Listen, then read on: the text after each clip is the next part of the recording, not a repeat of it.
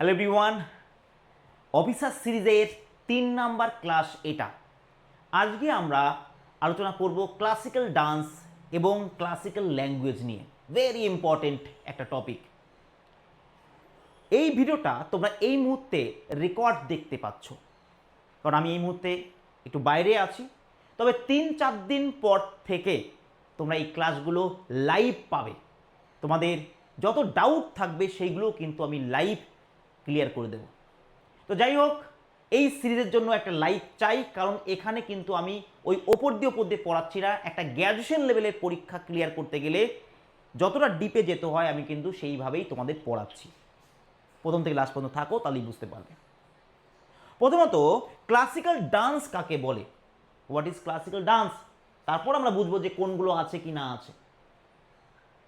বলছে দেখো, classical Indian dance is a form of dance that originate from the classical periods of Indian culture. These types of dance is usually performed in classical music and typically features elaborate costumes, lavish sets and dramatic movements. অর্থাৎ classical dance হলো সেই ধরনের নৃত্য যেটা আমাদের প্রাচীনকালের সংস্কৃতি থেকে এসছে এবং যেটা সাধারণত ক্লাসিক্যাল মিউজিকের সাথে পরিবেশন করা হয়, যেখানে রং বিরঙের ড্রেস, বিভিন্ন রকমের ভঙ্গি, ঠিক আছে, সেইগুলো করা হয়ে থাকে। তাকে আমরা কি বলছি? ক্লাসিক্যাল ডান্স বলছি। বা আমাদের সংস্কৃতির কোনো একটা দিককে ফুটিয়ে তোলা হয়, তাকে আমরা বলি ক্লাসিক্যাল ডান্স। বোঝা গেল? তো সেক্ষেত্রে কি বলছে দেখো, বলছে 1952 সালের 31শে মে তারিখে ভারতের শিক্ষা মন্ত্রণালয়ের সহযোগিতায় সঙ্গীত নাটক একাডেমি প্রতিষ্ঠিত করা হয়। খুব ভালো করে বুঝবে কিন্তু। তাহলে আমরা ক্লাসিক্যাল ডান্স মানে কি, what is classical dance, classical dance সেটা বুঝলাম, 1 নাম্বার পয়েন্ট। দ্বিতীয় পয়েন্টে কি বুঝছি? 1952 সালের 31শে মে কার দ্বারা? ভারতের শিক্ষা মন্ত্রণালয়ের সহযোগিতায় সঙ্গীত নাটক একাডেমি প্রতিষ্ঠিত করা হয়। ঠিক আছে, এটা পরীক্ষায় আসে। এর প্রথম নির্দেশক ছিলেন পি.ভি. রাজমান্না। সঙ্গীত নাটক একাডেমির প্রথম নির্দেশক কে ছিলেন? ভালো ভালো ছেলে অ্যান্সার করতে পারবে না। অ্যান্সার কি হবে? পি.ভি. রাজমান্না। ঠিক আছে। 1953 সালে 28 জানুয়ারি তারিখে ভারতের রাষ্ট্রপতি ডক্টর রাজেন্দ্র প্রসাদ সংসদ ভবনে আয়োজিত এক বিশেষ কার্যসূচির মাধ্যমে আনুষ্ঠানিকভাবে এর উদ্ভাবন করেন। এই যে সঙ্গীত নাটক একাডেমি রাষ্ট্রপতি নিয়ে আসলো, এর কাজ কি? কোনটা ক্লাসিক্যাল ডান্স কোনটা নয় তার তকমা দেওয়া। তার মানে এটা হচ্ছে রেগুলেটেড বডি, ঠিক আছে, বা সংস্থা। এটাই ঠিক করে কে কোনটা ক্লাসিক্যাল ডান্স কোনটা নয়। বোঝা গেল? আশা করি বোঝাতে পেরেছি। ক্লিয়ার? এবার এদের মত অনুসারে ভারতে কতগুলো ক্লাসিক্যাল ডান্স রয়েছে এবং সেটা কোথায়। তাহলে প্রথম দেখো, কত্থক ডান্স। কত্থক পরীক্ষায় দেবে, কত্থক কোথাকার ডান্স ফর্ম, তখন তোমাকে বলতে হবে উত্তর ভারত ও মধ্য বা পশ্চিম ভারতের ডান্স ফর্ম হচ্ছে কত্থক। ক্লিয়ার? আশা করি বলতে পেরেছি। কথাকলি কোথাকার? কথাকলি কেরালার।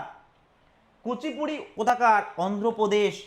এটা মনে রাখতে হবে। উড়িষ্যার ওড়িশি যেটা, ওটা উড়িষ্যার। মণিপুরি মণিপুরের। মোহিনীঅট্টম কেরালার। সত্রিয়া হচ্ছে আসামের। ভারতনাট্যম হচ্ছে তামিলনাড়ু। বোঝা গেল? তাহলে কতগুলো পেলাম? এখানে ফোকাস করো না, এখানে বলো ভারতনাট্যম।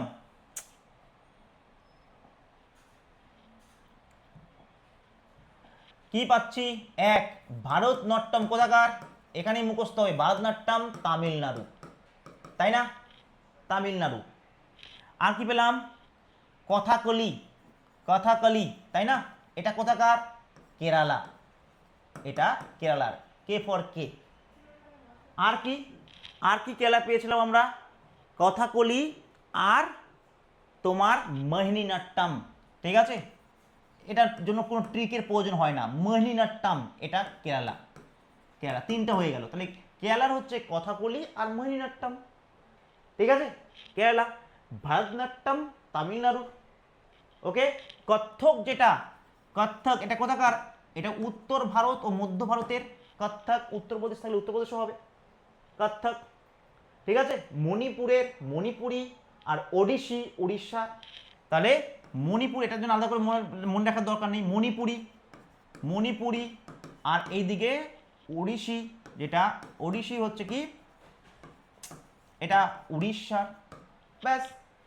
তাহলে ভারতনাট্যম তামিলনাড়ু, কথাকলি মহিনাট্যম কেরালার, কত্থক উত্তর ভারত বা উত্তরপ্রদেশ এগুলো, আর মহিনাট্যম মণিপুরের, ওডিশি উড়িষ্যার, আর সত্রিয়া এটা হচ্ছে আসামের। ব্যাস, ঠিক আছে। এবার এইটা তো মনে রাখাটা অতটা ইম্পর্টেন্ট না, বা মনে রাখা যায় ইজিলি, কিন্তু এই নামগুলো মনে রাখা খুব চাপ। এবার আমি বলছি, খুব ভালো করে শোনো। এখানে যে এই কটাই নাম তা কিন্তু নয়, আরও অনেক নাম আছে, বিভিন্ন বইতে বিভিন্ন রকম তুমি দেখতে পারো, বাট আমি যেগুলো দাগাবো এখন সেইগুলোই পরীক্ষায় দেবে।